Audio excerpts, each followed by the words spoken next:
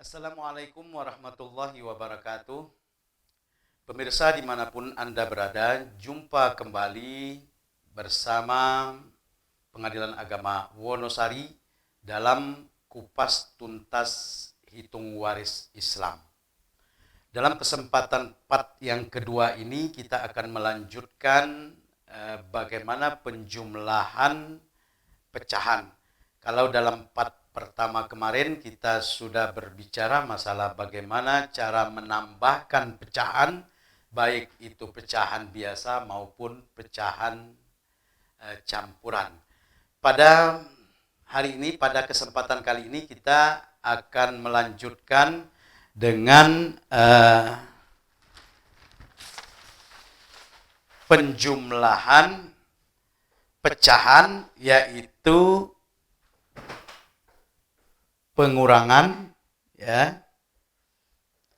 pengurangan, kemudian kali, kemudian bagi.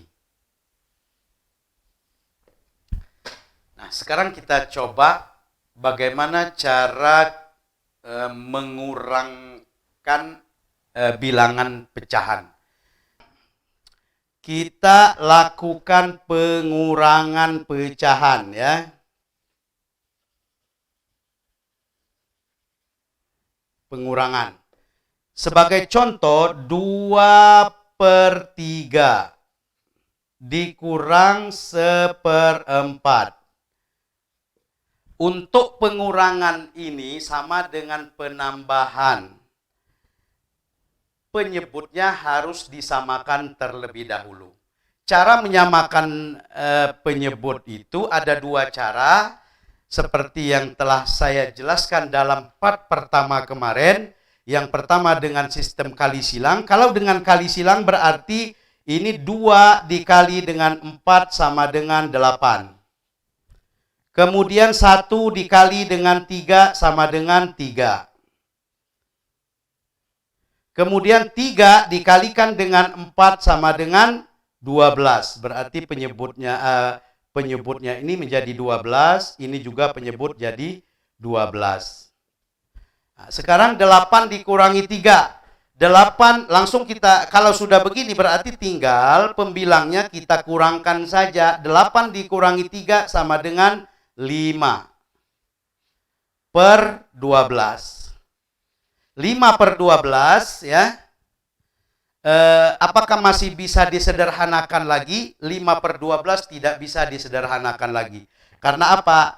5 tidak bisa dibagi 2, 5 tidak bisa dibagi 3, ya. 5 bisa dibagi 5, tetapi 12 tidak bisa dibagi dengan 5.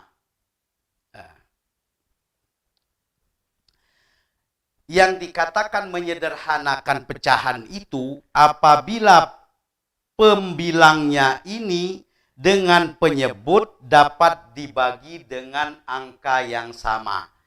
Nah, saya ulang lagi. Kalau 12 misal 5 ini hanya bisa dibagi dengan 5. Dia menjadi 1. Sementara 12 itu tidak bisa dibagi dengan 5. Karena dia tidak bisa dibagi dengan angka yang sama, maka pecahan ini tidak bisa disederhanakan lagi. Hasil akhirnya 2/3 dikurang 1/4 itu adalah 5/12. Kalau dengan sistem yang kedua atau dengan sistem KPK, kelipatan persekutuan terkecil, 2/3 dikurang 1/4, caranya penyebutnya kita lihat dulu yang paling besar berapa, angka 4. Apakah angka 4 dengan 3 ini bisa dibagi? 4 dibagi 3 tidak bisa. Kalau dia tidak bisa berarti 4 ini harus kita coba kalikan dengan 2. 4 dikali 2 sama dengan 8. Kalau hasilnya adalah 8, apakah 3 ini bisa dikalikan dengan angka yang bisa menemukan angka 8? 3 tidak bisa ketemu dengan angka 8. Berarti 4 ini harus kita kalikan dengan 3. Kalau 4 kita kalikan dengan 3, ya, maka hasilnya nanti akan menjadi 12. Karena apa? 3 bisa ketemu dengan 12, 3 bisa ketemu dengan 12, karena 3 bisa dikalikan dengan 4. 4 kali 3 sama dengan 12. Berarti ini juga 12.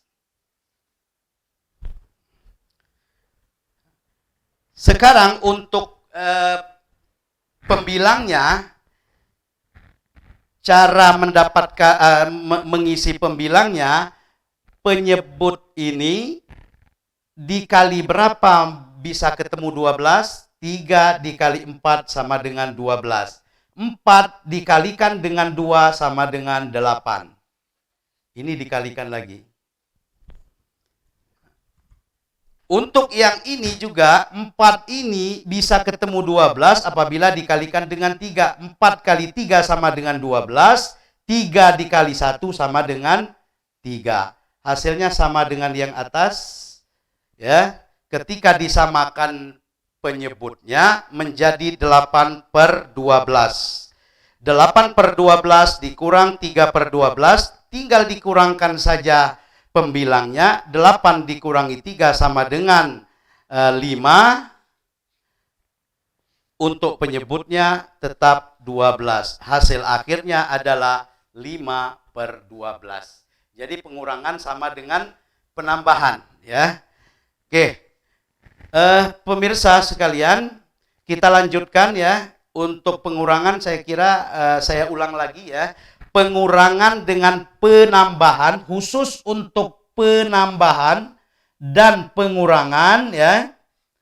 Penambahan dan pengurangan wajib disamakan terlebih dahulu penyebutnya. Penyebut yang mana? Yang bawah ini penyebut. Kalau yang atas ini adalah pembilang. Itu harus selalu kita ingat.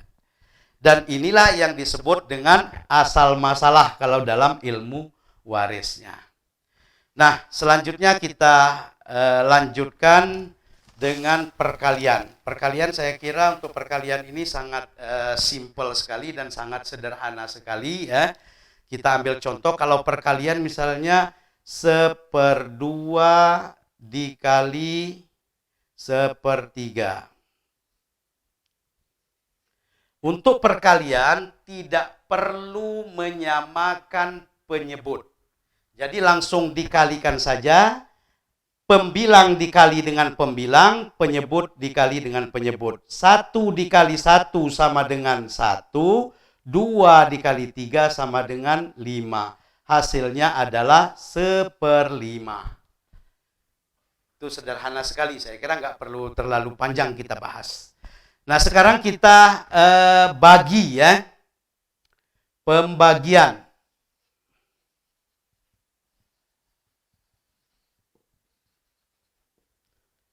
Pembagian. Misalnya 1/2 dibagi 1/3. 1/2 dibagi 1/3. Bagaimana caranya? Pembagian ini juga sangat sederhana sekali dan sangat gampang sekali. Caranya kita tulis dahulu 1/2.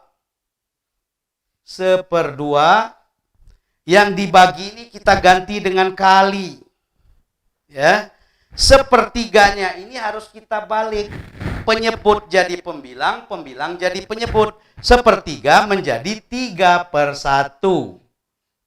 Hasilnya berapa? Sama dengan berapa? 1 dikali 3 sama dengan 3. 2 dikali 1 sama dengan 2. Hasilnya adalah 3/2. Ya. Nah, apabila, ya, sekali lagi apabila pembilang itu lebih besar daripada penyebut, itu bisa kita jadikan nanti pecahan campuran. Seperti yang dalam part yang lalu sudah saya sampaikan bahwa 3/2 ini ya 3/2 ini lebih besar ya, lebih besar pembilang daripada penyebut. Cara menjadikannya menjadi pecahan campuran 3/2. 3/2.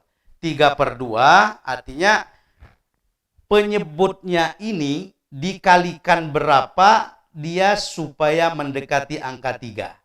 2 dikali 1, 2. Kalau 2 dikali 2, 4 terlalu besar. Berarti 2 ini dikali dengan 1. 2 dikali 1 sama dengan 2.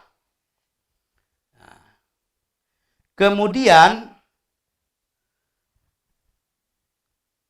kalau 2 dikali 1 ini adalah 2, ya. Sementara pembilang ini adalah 3, 3 ini harus dikurangkan dengan angka penjumlahan ini. 3 dikurangi 2 sama dengan 1. Maka bagaimana? Di mana hasilnya? Hasil dari penyederhanaan, ya, pecahan biasa menjadi pecahan campuran ini, ya, 1 ini, ya, karena apa? 2 ini yang paling mendekati dikalikan dengan 1. Kalau dia dikalikan dengan 1 berarti ini hasilnya adalah 1, bukan koma, maaf ya, ini belum ke desimal kita. 1, ya. Kemudian untuk pecahan biasanya karena 3, ya, 3 pembilang ini dikurangi 2, ya, dikurangi 2, 2 itu adalah hasil penjumlahan dari perkalian yang mendekati ketiga. 3 dikurangi 2 adalah 1, maka dia di sini untuk pembilangnya adalah 1. 1 untuk penyebutnya ditulis lagi di bawahnya. Berarti 1/2. Ya. Jadi 3/2 itu adalah sama dengan 1/2. Jadi itu penjumlahan, ya, penjumlahan bilangan dengan pembagian. Terakhir, ya, ini terakhir saya mau sampaikan kepada kita semua, bagaimana cara kita mengkonversi dari pecahan ke persen. Pecahan ke persen, ya. Untuk pecahan ke persen, persen itu ingat, persen itu sama dengan kali 100, ya. Per 100 atau kali 100. Kalau misalnya 2/3, 2/3 itu sama dengan berapa persen? Berapa persen, ya? Caranya, ya, 2 dikali 100 baru dibagi dengan 3.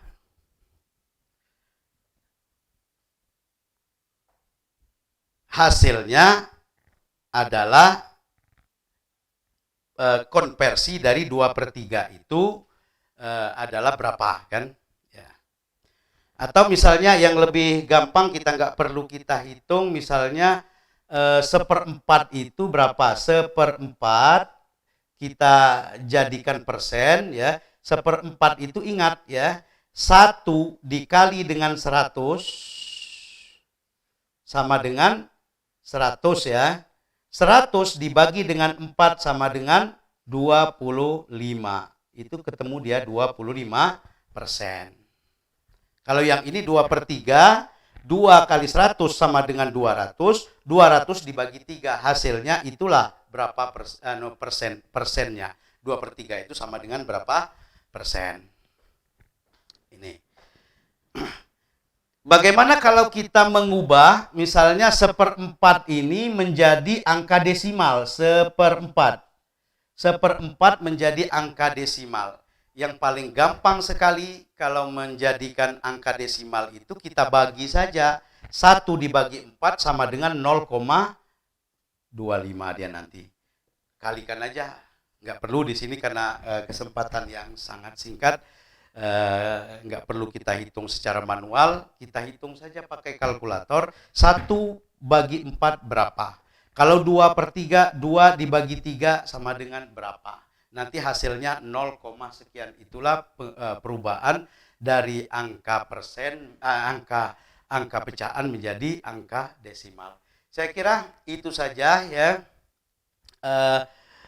Sebagai penghantar kita masuk kepada perhitungan waris, karena sangat penting sekali kita memahami penjumlahan pecahan ini. Karena kalau kita tidak memahami penjumlahan pecahan, nanti pada saat kita menghitung waris, kita akan merasa bingung sendiri. Karena nanti akan ada, kenapa nanti kita bisa membayangkan, kita bisa menganalisa, kenapa ulama ini kok dia sampai memutuskan begini, kenapa ulama ini sampai memutuskan begini. Setelah kita hitung, alur pikirannya itu bisa kita lihat nantinya.